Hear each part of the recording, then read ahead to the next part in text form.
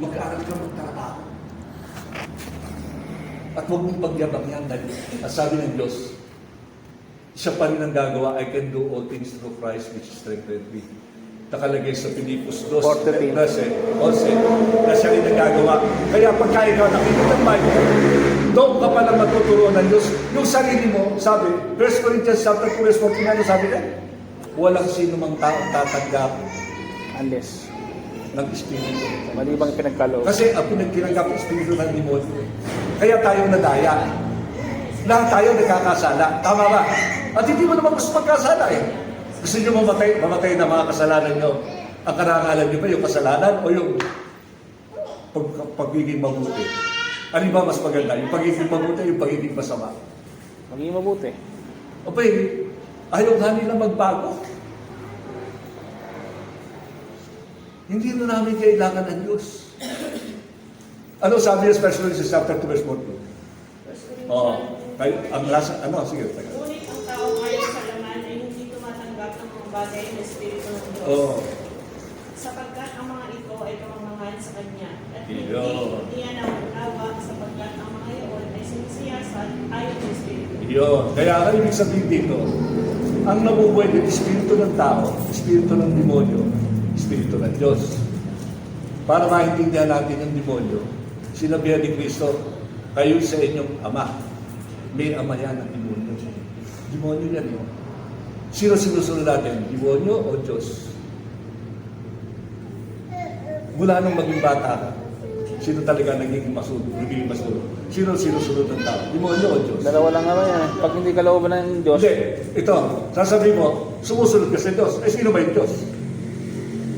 Pero mas kilala mo demonyo. Kasi ang kalaro mo, puro demonyo eh. Lahat ng tao masama. Nakikipaglaro ka, pagalingan kayo. Trabaho na ng demonyo yun. Ayaw kang tumanggap ng Espiritu. Kaya ngayon, akala ng tao dito sa mundo, mabubuhay ka rin ang buhay kang makadiyos. Hindi. Mabubuhay ka. Ang sabi ng banal na kasulatan, hahatulan ng demonyo. Basahin yung Matthew 25, verse 41. Hindi ginawa ang impyerno para sa tao. Pero, wala namang nakalagay sa Bible. Arvin, sa Bible, ang ginawa ng Diyos na impyerno kasama ang tao. Wala ano. Noong gawin ng impyerno, ito, Matthew 25, 41. Ano sabi niya? 25:41. Ano sabi? Kung magkagayon ay sasabihin naman niya sa mga nasa kaliwa, magsilayo kayo sa akin kayong mga sinupa at pasaapoy na walang hanggan. Ay ihanda sa Diablo at sa kanyang mga anghel. Kaya, ano nangyari? Lahat ng tao naging tagasunod ng Diablo. Walang matuwi pala kahit isa brad. Sa Baptist, magsilayo kayo sa akala mo yung mga mga Baptist sinumpa, Hindi. sa papoy. Simula pa lang may Diyos na. Naintindihan ba sir? Kailangan mo yung Espiritu ng Diyos. Kaya ikaw nagkaroon ka ng Espiritu ng Diyos, kaya medyo may pag-iisip ka, nagbagong buhay mo, yung masama na isusuka mo. Pero kung wala ka pang Espiritu ng Diyos, mananatili ka sa kamangmangan. Ang sabi ng Biblia sa awit, paratang 14:13. Ano sabi yan? Ang mangmang ay nagsasabing walang Diyos. Ang gago, Ito, sa 14 verse 1, ang mangmang ay nagsasabi sa kanyang puso, walang Diyos. Sila ay pahamak, sila ay nagsisagawa ng kasuklam-suklam na mga gawa, walang gumagawa ng mabuti. okay, Brad, tatanungin natin si Dr. Walter. Ay, kailan na ito eh. Bagay, kalaro ko sa basketball. Magaling ito eh. Hindi lang kami nagkasama, pero yung laki na tapawan nito. Natatalo ko ng mga taga-tatak ko. Brad, para lakas yun. Tanungin kita, ikaw ba kilala mo ang Diyos? Opo. Ano ang Diyos? Ang Diyos. Nakapagligtas yun ng kasalanan. Ano? Nakapagligtas ng mga kasalanan. Ito lang, nakapagligtas. Tagapagligtas daw po, mga Mga kasalanan. Malagay mo ba yung mga tao na malagay mo ba tatanungin na lang kita saan ka iniligtas ng Diyos, bro? Sa kasalanan. Sa utak. Kasalanan na. Gano'n ang laki kasalanan. Malaki ho. Walang katumbas Ikaw, yung... ilang beses ka nagkasala? Marami ho, hindi na mabilang. Malagay mo ba, di ba ililigtas ka dito sa kasalanan ng yan yun? Sabi ho, pag umiyak ako ng tawad. Ano? Pag umiyak ako ng tawad sa Panginoon. Ano? Pag umiyak ako ng tawad ho. Sigurado mo, ilang beses ka humingi na ng tawad sa Panginoon? Ay marami rin beses na. Tatawad ka ba? Sa tingin ko naman ho. Ha? Sa tingin ko naman ho, pinapatawad ho. Inuulit mo. Minsan ho, nauulit. Yun, hindi pagpapatawad ka kasi binabalik-balikan mo eh. Hindi pagpapatawad. Pagka ikaw talaga, nagsisi ka ng kasalanan, ipinagkakatiwala mo doon sa magpapatawad sa iyo, nasusundin mo parang sa military, sir. Kung sino yung boss mo, susundin mo. Kasi, Pastor, na, yung tanong ko, ba't sinasabi ng Panginoon Jesucristo, huwag ka na magkasala pag yung pinapatawad niya nga? Ito, kaya sinasabi niya hindi ka na magkakasala. Ibig sabihin, hindi ka na dapat nagpa-practice ng kasalanan. Dahil nananampalataya ka na sa akin. Dahil ako ang makapagpapatawad ng kasalanan mo. Pero siya, hindi naman niya alam na tunay na pagpapatawad yung ginawa sa kanya ng Panginoon. Kasi hindi naman niya pinag-aralan eh. Hindi katulad dati, pinag-aaralan natin ngayon, yung mahal na araw. Di ba? Alam natin na ipinako sa krus. Ang tunay na balita, ito lang, ang tunay na balita. Di ba sir? 1 Corinthians 15 verse 1 to 4. Isang mga sir. 1 Corinthians 15. 1 to 4. Alam mo, Brad, yung... Babasahin ko po. Hindi pera ang balita, hindi anak, hindi kayamanan sa mundo. Ngayon, Ang balita. pinatatalastas ko sa inyo mga kapatid, ang ebanghelyo na sa inyo ay aking ipinangangaral na iyo namang tinanggap na siya naman inyong pinanatilian. Oo. Sa pamagitan naman ito, iligtas kayo kung matiyagan ninyong iingatan ang salitang ipinangangaral ko sa inyo. Maliban na kung kayo'y nagsisimpalatayang walang kabuluhan, sapagkat inigay ko sa inyo una sa lahat, akin namang itinanggap na si Kristo ay namatay dahil sa ating kasalanan ayon sa kasulatan, at siya'y inilibing at siya'y muling ibinuhay ng ikatlong araw ayon sa kasulatan. Okay, so, ano sinasabi? Walang kabuluhan ng mga sinasabi mo. Bakit? Kasi baka naman walang power yung salita ng tao eh.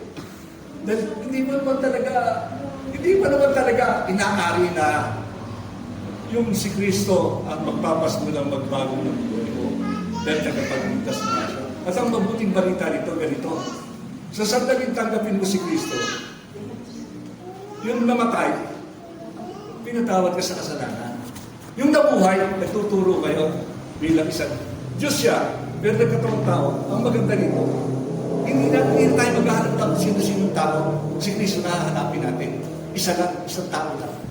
So pagkat ang sabi niya dito, walang tagapamagitan kundi si Kristo sa kasalanan ng tao ng Diyos. Tama, sir? Kaya ito yun.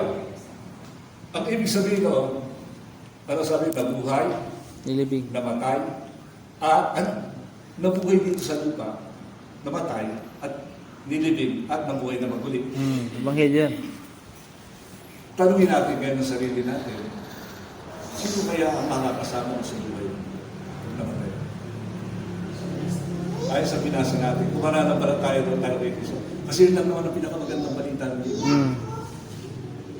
Ano mangyayari sa atin pag namatay tayo? Sabi niya, ano? Bubuhayin. Bubuhayin. Sabi ni Kristo. Sabi ni Kristo, ako ang pagkabuhay na maguli at ang kabuhayan. Sino mang tao sumasapalataya sa bagat ako naman siya mamamatay, siya hindi mabubuhay. Kaya bumaba si Kristo. Ang gusto ko sabihin dito, ito. Noong magkasala si Eva at si Adan, banal yun. Hindi lumuha ang Diyos ng pangit. Banal. Kaya pala hindi na puputin yung kaligtasan. Gusto ko sabihin siya ng amin.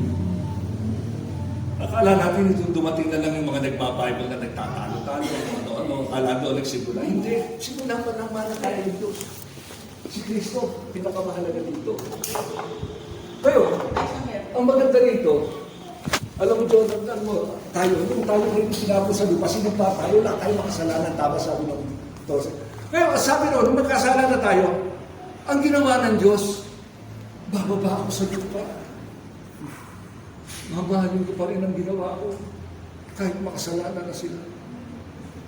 Ano gagawin ko? Iaalay ko ang buhay ko sa kanila para ako mamatay, sabi na sila parusahan. Lahat ng kaparusahan ng ang tao. Inako niya. 1 Corinthians 15:21. Kaya yung Biblia yan, hindi mo pa mag-aaral. Kasi wala pera dyan eh. 1 Corinthians Wala pera dito, no? 14, 15, 21. Ikaw talaga. Yung kumain, sige tuloy. 1 Corinthians 14, 15. 15. 21 po. Sapagkat yamang sa pamamagitan ng tao ay dumating ang kamatayan, Oh. sa pamamagitan din naman ng tao ay dumating ang pagkabuhay ng maguling sa kapatay. Ano? Po. Yun, 15 yun. Opo, 15:21 po. Oo, ng 20. 20, datapos si Kristo ngay muling binuhay Sa mga patay na siya ay naging pangunahing bunga ng nangatutulog. Kasi yan totoo, inari niya ang kasalanan ng tao para tayo mapatawad lang. Kasi ang salita ng Diyos, ang tao ginawa niya. Kung ginawa niya ang maging mabait ang tao, banal ng una, nagkasala tayo, alam pa rin niya ang solusyon. Mabait ang Diyos eh. Ganyan katalino. Kasi hindi pwede sabihin, ay kinalimutan na tayo ng Diyos, pinahamak na tayo, bahala na kayo. Hindi. Siya pa rin ang nagigdaan ng kaligtasan ng tao. Kasi ang pinakamahalaga dito gusto ko sabihin sa inyo, pag-ibig. Katulad na ni Walter, sa asawa. Tama ba? Sa asawa. Pero hindi mo ba ialis, Abig, isa asawa lang. Isa lang po. Pero marami tayo nakikita magandang babae. Tama? Oo. Oo, natural. Pero isa lang asawa. Ano sila? Ay, ayos ba, sir? Kaya sabi, pag may isa ka na, diyan ka na lang. Tama? Natatawa ko sa buhay niyo. Pero gusto ko sabihin, yung ating pagiging masama, lahat na lang ng bagay, pagsira ng buhay. Ito sinasabi ko kanina, pinadala yung anak na sa doktor, paligid-gagi na lang. Kukuha ka ng doktor yung magaling. Samantalang si Kristo hindi lang doktor. Doktor ng kaluluwa. Doktor ng kabuhayan. Doktor lang ang lahat sa Kanya. Pero hindi man lang ang tao umibig sa Diyos. Ano ang inibig ng tao? Pera o Diyos? Tao o Diyos? Kayabangan o Diyos? Sarili o Diyos? Puro ka. Hindi mo talaga may ibig ang Diyos. Buti na lang si Alvin. Kalaking tao eh. Namayat sa problema sa Diyos. Di pa ako payat. Walang pa Kaya sabi ko sakripisyo. sa'yo, hindi biro itong Diyos. In fact, napakahalaga ng Diyos. Kasi kung pupunta ka sa Katoliko, ako na napunta na Katoliko, ang iniisip ko, bakit may Diyos? Hindi ko naman kilala yan eh. Saka nakita ko lahat ng Katoliko, lahat kami loko eh. So, kaya sabi ko, ang iniisip ko ngayon, gusto kong makilala yung Diyos. Talagang Diyos. Monitor ko. Kaya ngayon, uuwi niya yata sila. Ito na lang bilang pangwakas. Espiritu na lang pag-usapan natin. Basahin natin yung unang Korinto. Roma 8:9. Hindi, Roma 8:1 kasi kasi dati sa revival eh. Basahin mo. Roma 8:1. Oo, 8:1. Ano sabi? Ay, wala akong mata. Wala. Wala po. Tabo, lahat masisira. Pero pag si Kristo tinanggap mo, hindi ka Buti na lang may salamin ako eh. Kasi bibigyan ka na. Ngayon nga'y wala nang anumang hatol sa mga na kay Kristo Jesus na nagsisilakad hindi ayon sa laman, kundi ayon sa Espiritu. Yun. Sa bibig. 8:9 po. Tatapat kayo wala sa laman, kundi nasa Espiritu. Kung gayo'y tumitira sa inyong Espiritu ng Diyos. Tatapat kung ang sino may walang Espiritu ni Kristo, siya'y hindi sa Kanya. Okay. Ang Espiritu ng Diyos, salita. Ang Espiritu ng Diyos, yung Diyos mismo. Para maintindihan mo, dito ka pupunta sa tao na nabubuhay sa Espiritu ng Diyos. Katulad ni Arvin, bakit pa nagbago ng buhay siya? Tangalin natin. Dahil sa Espiritu Santo. 1 Corinthians 6:18. 3:18. Asa? O 6:18. Maraming sila. Magsitakas kayo sa Hindi, yung 3:18 ba yan? 6:18. 16:18 po ito. 6? 6:18. 6? 1 Corinthians 6:18. O 3 na lang, 3:16. 3:16. Oo. 3:16. Magsitakas kayo sa pakikiapid. Lahat ng kasalanan gawin ng mga tao ay nasa labas ng katawan. Ngunit ang gumagawa ng pakikiapid ay nagkakasala laban sa kanyang sariling katawan. Yun, go to Simon 6. Sa 3:16. 16. 16. 316. 3:16 Ay, po. 6. 6:16 po. Yun ang po yung binasa niyo. Yung 18 po yun, ito naman 16. Ay, 16 ito. Sige po. O hindi ba ganin nyo nalalaman na ang nakikisama sa patutot ay kaisang katawan niya? Yeah, Sapagkat sinasabi bayarang niya, babae, ang patutot. dalawa ay magiging isang laman. Tapos, Verse 17, ngunit ang nakikisama sa Panginoon ay kaisang espiritu niya. yun. Isang scale pa naman. Dito ka lang makukuha. Kaya mahalaga ang religion. Katulad niya, ako, pinindera sa Catholic. Ang tanong ko, tumala ba? Hindi tumala. Pero nung ako'y nalaman kung meron pala akong pag-iisip na kailangan tawagin ako sa segundo, ganito makinig pag-aaral. Kasi ang sabi, ang pananampalataya ng gagawin sa pakikinig at pakikinig. Naparito si Kristo para hanapin ang mga Nawawala. kasalanan. Hindi naparito para pangyayon. Kaya ang tao, isa lang ang kinakatakutan, kamatayan. So pag nakamatay, sabi, ano ang mangyayari sa kamatayan?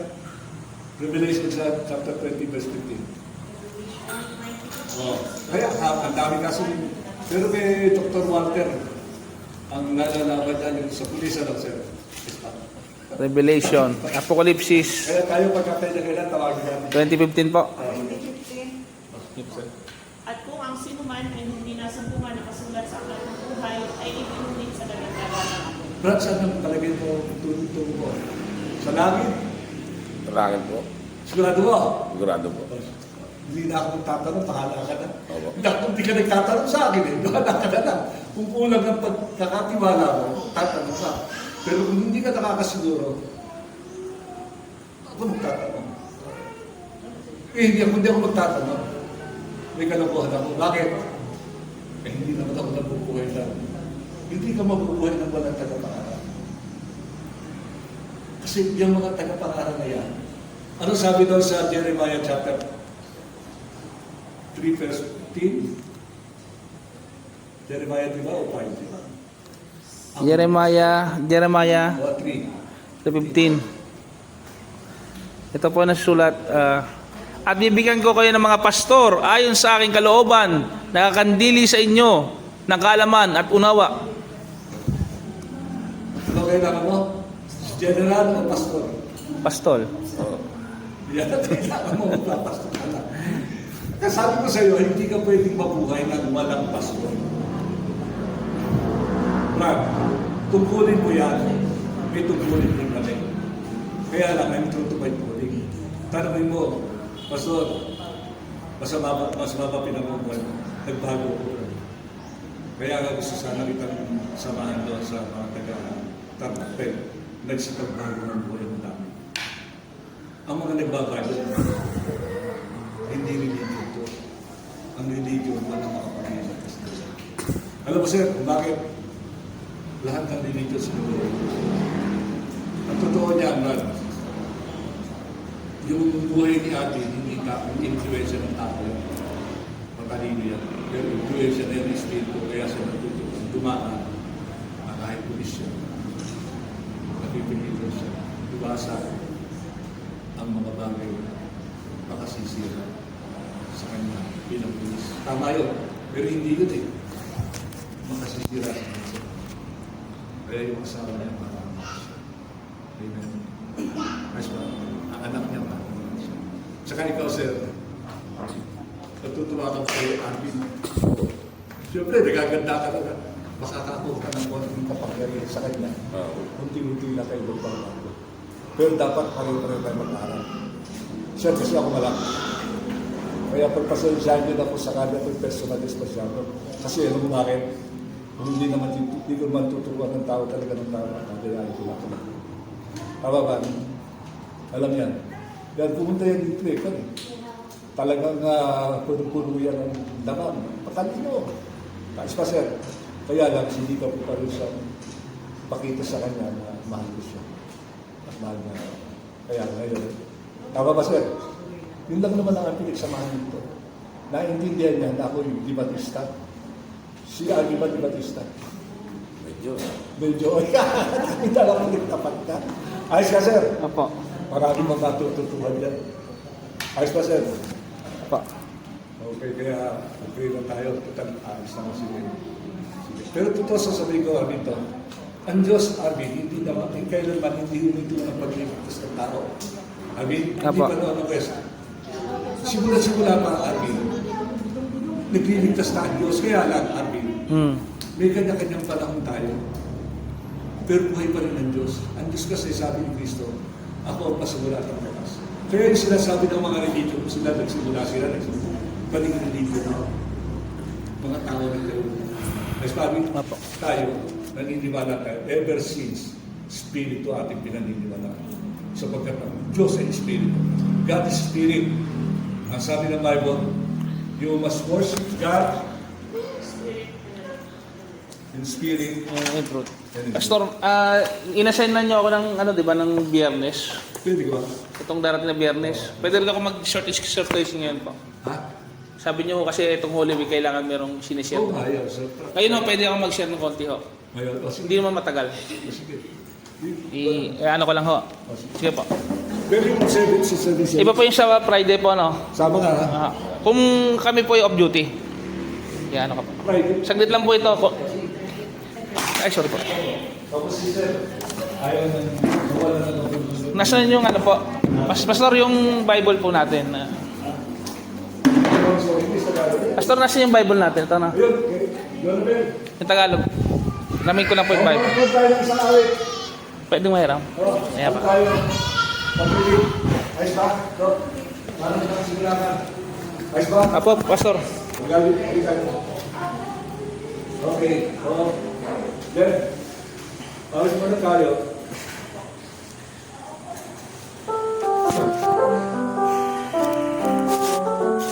Okay, pag-ibig. Nawa mabuhay kayo sa pag-ibig ng pag-ibig. Pag-ibig. Pag-ibig lang natin. Tapos na tayo. Sige. Ibig ang siyang kumukaw sa ating puso, kaluluwa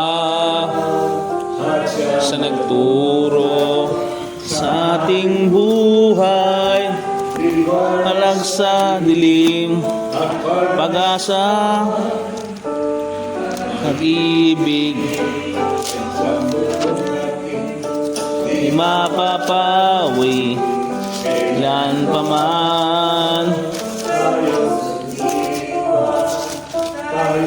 sa lamang, Kahit na tayo ay magkamali. pagkat ang Diyos natin, Diyos ng pag-ibig, magmahalan tayo't magtulungan. At kung tayo'y bigo, ay huwag limutin na may Diyos tayo mamahal. Kapin ating pamalita sa buong mundo, pag-ibig ng Diyos.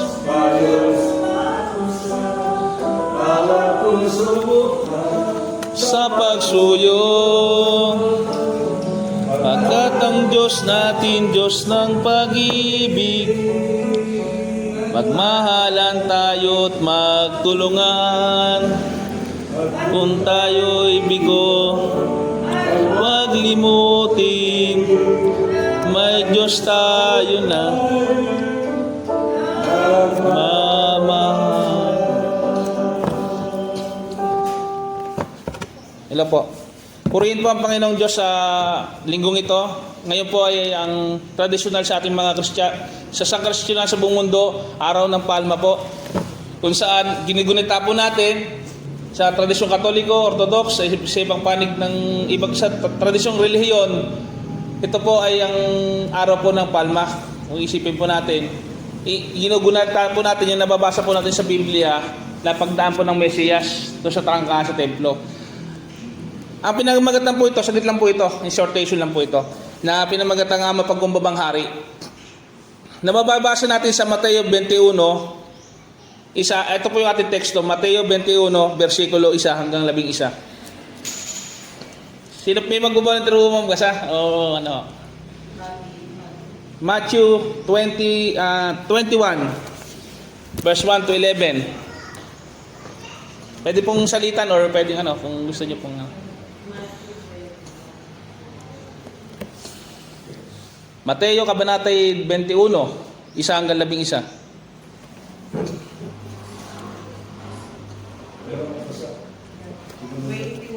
Apa. Pwede sabay-sabay o ano? 1 to 11 po.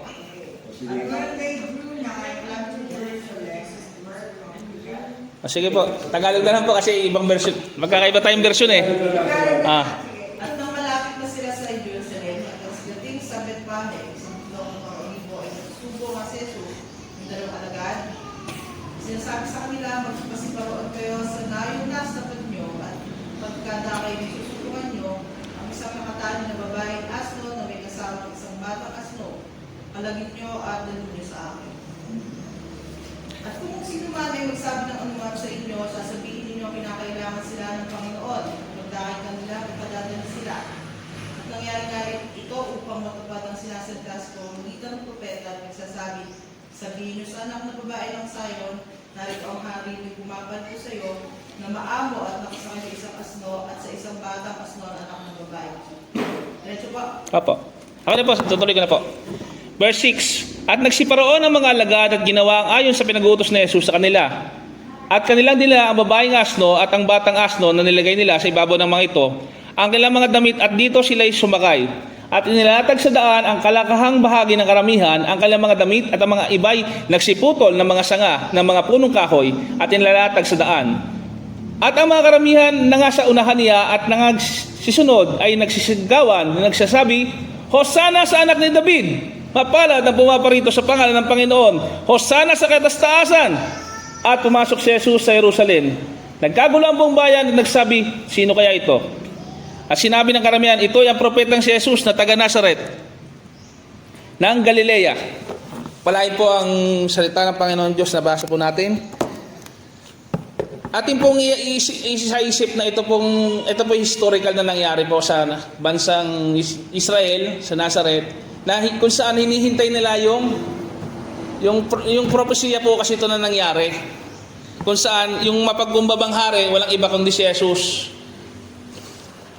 Makikita po natin dito yung isinaayos ng Panginoon, hindi pa nangyayari yung mga bagay-bagay, hindi pa nangyayari po yung mismong nangyayari. Sinabi ng Panginoon, wangalag sa mga alagad niya, pumunta kayo doon, manghiram kayo ng asno, nakatali yun, sabihin nyo, kinakailangan ng Panginoon.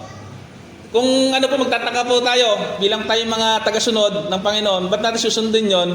Ano bang alam ng may-ari doon? Akin na nga yung gamit mo, hiramin ko. Kasi kailangan ng Panginoon. Pero sa nagkakapagtaka na pinahiram nga po ng may-ari yung Panginoon. Ang natutunan po natin doon, yung pagsunod po natin sa Panginoon. Bagamat hindi natin alam hindi po sa atin, yung pagsunod lang po natin sa Kanya. Tuloy po natin. Yan po yung mga katangian ng Panginoon na nakikita natin. Dumating siya sa isang asno, simbolo po ng kapayapaan at pagpapakumbabang loob.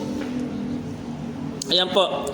Nagsisigaw po yung mga tao kasi iniisip po nila, hinahanap nila yung kalayaan mula sa imperyo ng Roma. Sinako po siyang bansang Israel ng Roman Empire. Iniisip nila na sana may papalit na sa Haring David na noon sila isang bansa sila noon. Inaantay nila ang Mesiyas nila na maghahari uli at magiging malayang bansa uli ang bansang Israel. Pero sa katotohanan po talaga, hindi naman po talaga yun yung ang inaasahan po natin, yung paglaya natin sa ating mga tanikala. Ano ho ba yun? Yung ating lumang buhay, ang pagkabihag natin sa totoong nagpapabihag sa atin, ano ho ba yun? Yung kasalanan natin. Yun po yun. Kailangan natin ng Panginoon. Binibigyan din dito ang paggamit ng Diyos ng maliit na bagay. Ano mang bagay na meron tayo, kung tayo tingin natin sa ating sarili, mahina, maliit, gagamitin po tayo ng Panginoon Diyos sa kanyang kaparaanan po. Kailangan lang natin naging masunurin sa Kanya. Kailangan natin ihandog ang sarili natin. Ano ba yung inandog ng mga tao? Anong ginagawa ng mga alagad? Di ba inandog nila yung damit nila? Kung ano meron sila, kailangan pa bang carpet na red carpet? Kailangan pa ba ng isang kabayong, ano ba yung kumbaga sa ano talagang para sa hari? Ang ginawa ng mga tao ng mga alagad, yung mga damit po nila, yung mga tao, yung palma, inilatag nila sa dadaanan ng Panginoon, pinagbigay-pugay nila ang Panginoon, at pinuri nila ang Panginoon ng panahong yon. Siya po kasi ang katubaran ng kasulatan ni Propesa, kung di po ako nagkamali, Propeta Zacarias, na sinasabi na sa darating na panahon, may darating na mapagkumbabang hari. Ang hula patungkol sa Panginoon, na darating siya sa bansang, sa Jerusalem po. Nakita natin doon na pinuri siya, na sa darating na panahon, hindi naman po yung sinasabing political leader na iniisip nila. Political leader na sa pamamagitan ng pagkikidigma, kagaya ni Haring David nung araw, sa pamamagitan ng lakas, hindi po tayo doon hindi po kailangan natin ng ganung hari. Ang kailangan po natin dito, yung pagsuko natin sa totoong hari. Kailangan yung puso natin, ang sumakop dito sa atin ay ang Panginoong Yesus. Kailangan natin magpakumbaba, kagaya ni Jesus, bilang example. Siya nga nagpakumbaba, hari ng mga hari, Diyos nga po siya. Bakit hindi tayo papakumbaba sa Kanya, na ibigay natin buhay sa Kanya? Tuloy po natin. Kailangan manumbalik itong templong to. Ano po yung templo? Yung katawan niya. Yung ating katawan na ito ay i-prepare natin sapagkat yung hari ng mga hari, kailangan po na yung pananampalataya, yung kaligtasan, matanggap ng bawat tao po. Kasi po sa darating na, hindi lang po ito tradisyon ng palaspas, nakikita natin. Ako nga, natuwa lang ako, bumili lang ako ng parang palaspas. Sabi ko, kortehan mo, gawin mong krus ha. Kasi, ano lang sa akin yon, as a reminder lang na itong klaseng puno na ito ay ginamit noong pagpupuri sa Panginoon. Pero yun, mababaw po yun. Traditional po yun sa ano. Pero kung iisipin natin itong linggong ito, gawin natin itong hindi lang tradisyon, bilang pasimula po ito ng ating patuloy na relasyon sa sakripisyong ginawa niya mula sa Kalbaryo. Hindi po biro ang ginawa ng Panginoon Yesus.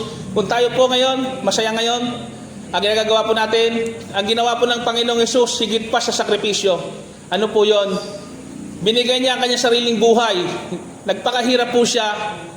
Namatay siya para sa ating mga kasalanan. Yun lang po yung araw po ng palma na yan, nagsisilbo, pasimula po ng malalim natin na relasyon at pag-unawa sa tradisyon na malalim. 2,000 taon na nakakaraan, baka kasi naisip lang natin, ito ay pangkaraniwang okasyon lang. Sa buong mundo po ito sineselebrate ng tunay ng mga Kristiyano. Pero naging tradisyon na lang po eh. Kailangan hindi lang ito maging tradisyon, maging sariwa. Sabi nga ng Panginoon Yesus, ako yung buhay, ako yung tubig na nagbibigay buhay. Maging sariwa po sa araw-araw sa atin ang sakripisyong ginawa niya. Maraming pong salamat. Yun lang po. Okay, ganito yan. Yung iba kasi yan, yung kasi yun. Tinutukoy na Quaresma yan. 1 week. Papasok na si Cristo sa Jerusalem. Kaya nagkaroon ng statement niya. Ginawa ng pinaniwala na siya ng mga Hudyo na kinsi, hari. Kaya gano'n ang kanilang presentation. Kaya nakakala nga nila yung haring makapangyarihan na mag-ahari sa buong mundo. Ang ibang pinanigilan ng Panginoon, tao, kailangan makuha niya. Hindi yung mga lahat ng kayamanan ko, tao lang na makasalanan. Kaya pinakita niya na pagpasok niya roon, tinanggap siya ng Hudyo, King of the Jews. Ngayon, nung siya ngayon ay wala pinagpasyahan ni Pilato, nilagyan siya ng King of the Jews. Galit na galit ang mga Hudyo. Alam mo, sabi, hindi namin hari yan. Ayaw nila tagapin si Kristo bilang Diyos. Kaya ang nangyari, sabi ni Pilato, ang naisulat ka sapagkat totoo yun. Kaya yung sinabi ni Kristo, mapapalad ang taong tumatawag sa pangalan ng Diyos. Si Pilato, di ba? Gobernador sa Roma. Si Pilato, yung, di ba, nagbukas pa nga ng kaway. Tapos sinulat niya, Jesus Christ, King of the Jews. Sabi ng mga Hudyo, hindi namin hari yan, palitan mo. Sabi ni Pilato, hindi. Ang naisulat kasi inspired of God. At ang totoo niya, gusto ko sabihin sa inyo, yung tinatawag na pagpasok niya doon sa Jerusalem, yun napaka-importante. Gawa ng nakahulayo. Pula na ang propeta hari- sa Zacarias. ang hari magiging tagapagligtas ng lahat ng mga propetang pinangangaral ay Nakaupo sa... pupunta sa Jerusalem para ipako sa krus. Sa lingkod yun, within that week. Kaya ang pagpapatunay sa pagiging hari niya, ang sinakyan niya ni Asno, Asno. isang Malit na kabayo. walang kabuluhang hayop. Kinuundoan niya sumakay. Ibig sabihin maamo. Kaya ang tao, ang ibig sabihin ng tao, ang gusto ni Kristo sumakay sa tao upang ang lahat ng kasamaan ng tao at ang kasamaan, kaguluhan, ay maging maamo tayo sa Diyos. Sapagkat pag si Kristo at tinanggap natin, mag-iisip tayo ng mga makatista. Napakarami sasabihin mo sa akin. Ikaw mo kami, hindi mawawala ang Diyos kasi lahat na lang naandyan. Hindi nawawala ang Diyos, lalo na sa isang taong nananampalataya. Pero sa taong hindi nananampalataya, ang isip nila, ang Diyos, hindi natin makikilala. Ang akala nila yung Diyos na, Diyos, pero hindi. Ang importante, alamin mo ang pangalan ng Diyos, alamin mo ang buhay ng Diyos, alamin mo ang gagawin niya, at kalooban niya, alamin mo, bakit ka ginawang tao, para ka mapahirapan o para ka makasama. Sapagkat ang inisip ng Diyos, pag-ibig. Kaya ginawa tayo. Sabi, at lilikha ng Diyos ang tao sa alabok, at hiningahan ng dalawang butas ng ilong na kanilang buhay, yun ang Espiritu ng Diyos na naging tao tayo. Ngayon, banal na banal, una, nang itinapon na tayo, napalitan ng Espiritu ng Diablo. Kaya bumalik si Kristo para magtagumpay namin sila, sapagkat si Kristo naman ang makapag-aalis ng kapangyarihan ng Diablo sa atin. Lahat ng pangit sa iyo, kayang ayusin ng Diyos. Mabubuhay ka ng panibago. Magiging maligaya ka. Lahat ng ginagawa mo may kabuluhan. Ano maghirap mo? Hindi mo pagtitisan. Hindi mo pagtitisan ang lahat ng hirap. Lahat ng gagawin mo mabubuhay, matutuwa ka. Sapagkat ang totoo lang, Diyos na ang nagbibigay sa iyo ng kapangyarihan para mabuhay. Dahil kailangan magalit pa sa Diyos. Amen? Amen. Kaya tayo manalangin. Panginoon, salamat po muli sa pinaharal, sa ating Mother, sa kay Walter. Gawa hindi lang Panginoon ng mga salita. Kundi Panginoon kayo sa kapagdali sa buhay ng bawat isa sa amin.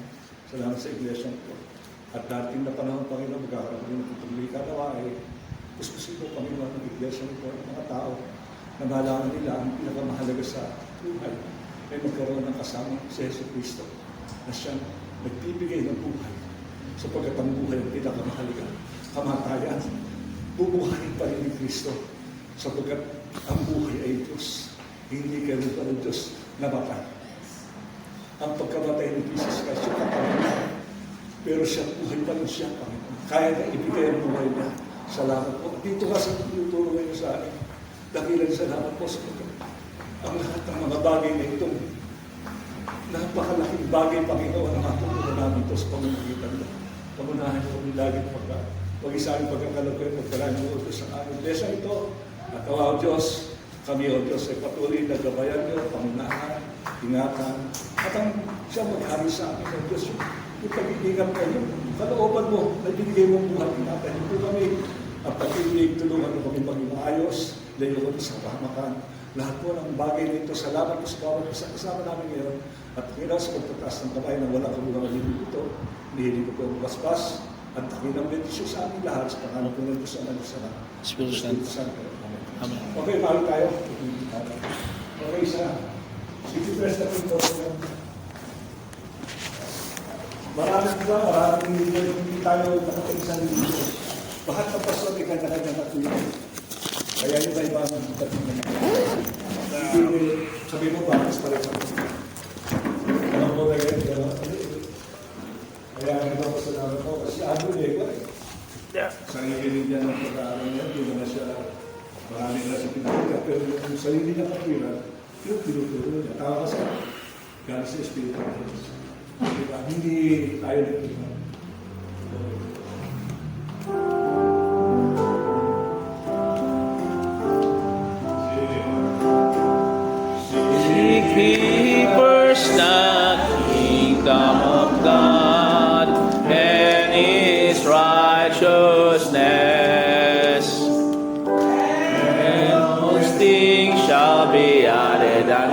sing.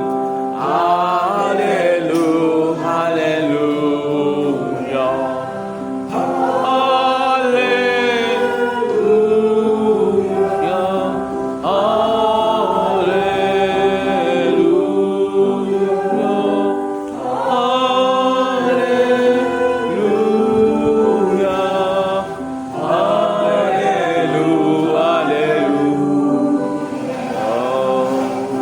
Okay, magandang tanghali sa inyo. God bless everyone. God bless po.